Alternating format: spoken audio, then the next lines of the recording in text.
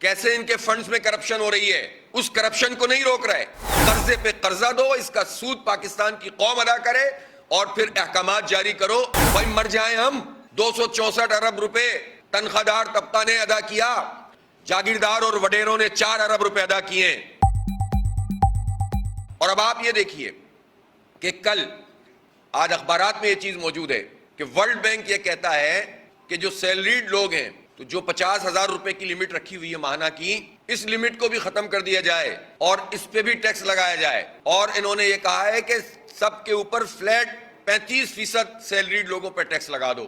اب اس world bank کو یہ سیلریڈ لوگ ہی نظر آتے ہیں. جاگیرداروں کی بات ہلکے سے کر دیں گے، شوگر مافیا کی بات ہلکے سے کر دیں گے. جو کرپشن اگر ورلڈ بینک کے پیسوں کے ساتھ یہاں پر ہو رہی ہے، ورلڈ بینک کے عملے کی مرضی کے بغیر سندھ حکومت، پیپلز پارٹی ہو، ایم کیو ایم ہو، یہ سب لوگ ہوں، یہ کرپشن نہیں کر سکتے. کیسے کلک میں کرپشن ہو رہی ہے، کیسے ان کے فنڈز میں کرپشن ہو رہی ہے، اس کرپشن کو نہیں روک رہے. قرضے پہ قرضہ دو، اس کا سود پاکستان کی قوم ادا کرے اور پھر احکامات جاری کرو کہ تم 50,000 کی جو لمٹ ہے اس کو بھی ختم کرو اور 35% ٹیکس سب کے اوپر لگا دو. او بھائی مر جائیں ہم. 264 ارب روپے تنخواہ دار طبقہ نے ادا کیا، جاگیردار اور وڈیروں نے 4 ارب روپے ادا کیے. اس پہ ٹیکس نہیں لگاؤ گے اس لیے کہ ورلڈ بینک بھی تو وڈیروں کے ساتھ ہی ڈیل کرتا ہے نا. ورلڈ بینک بھی تو جاگیرداروں کے ساتھ ہی ڈیل کرتا ہے، آئی ایم ایف بھی انہی کے ساتھ ڈیل کرتا ہے.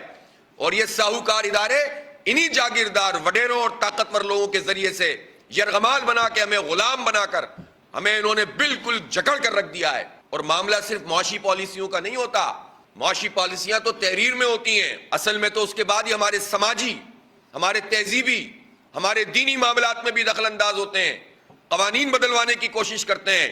اس لیے ان کے غلام در غلام جو حکمران طبقہ ہے وہ پاکستان کے عوام کو نچوڑتا ہے اور ان اداروں کے ساتھ مل کر یہ دھندے بازی کرتا ہے. ان کی کرپشن نہیں روکتے یہ ادارے.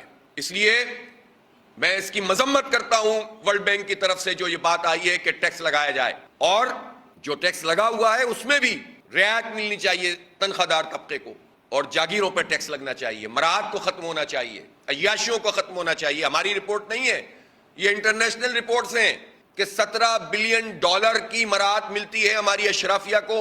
17 بلین ڈالر ہمارے بجٹ کا آدھا حصہ ہے. پورے سال میں جو ہم ایکسپینڈیچرز کرتے ہیں وہ صرف ہمارا مراعات یافتہ طبقہ حاصل کر رہا ہے. پیٹرول میں، گاڑیوں میں، بجلی میں اور بہت ساری چیزیں. ان کی جو زمینیں ہوتی ہیں وہ چند روپے میں کرائے پر چل رہی ہوتی ہیں. اس میں گولف کلب چل رہے ہوتے ہیں، اس میں اور بہت ساری چیزیں چل رہی ہوتی ہیں، اس میں اسلام آباد کلب جیسے جگہیں چل رہی ہوتی ہیں. اور ہمارے اوپر یہ ٹیکس لگائے جاؤ، پیٹرول پہ ٹیکس لگائے جاؤ، بجلی پہ ٹیکس لگائے جاؤ. اس کے لیے جو ہے وہ کوئی روک ٹوک نہیں ہے. اور کیئر ٹیکر پرائم منسٹر بھی جب پاکستان میں ہوتے ہیں، فارغ ہو کر جب آتے ہیں تو یہ کہتے ہیں کہ میں ٹیکس کم تو نہیں کر سکتا، قیمت کم نہیں کر سکتا، بڑھا سکتا ہوں. تو ابھی 8 روپے کم کی ہے نا، اس کا مطلب ہے کر سکتے ہیں. تو 80 روپے بھی کم کر سکتے ہیں، 180 روپے بھی کم کر سکتے ہیں. تو پھر قوم کے ساتھ یہ سب مل کر جھوٹ کیوں بولتے ہیں؟ تو اس لیے قیمتوں میں کمی ہونی چاہیے.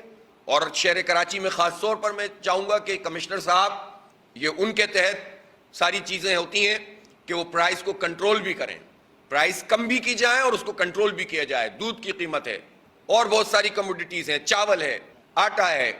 تو اس طرح کی جو بنیادی چیزیں ہیں جو عام لوگ استعمال کرتے ہیں، اس میں جو ایسا ہی بس اب چل پڑا ہے کہ جس کا دودھ جو دل چاہے چارج کر لے، اس کو کنٹرول کرنا کمشنر صاحب کی ذمہ داری ہے.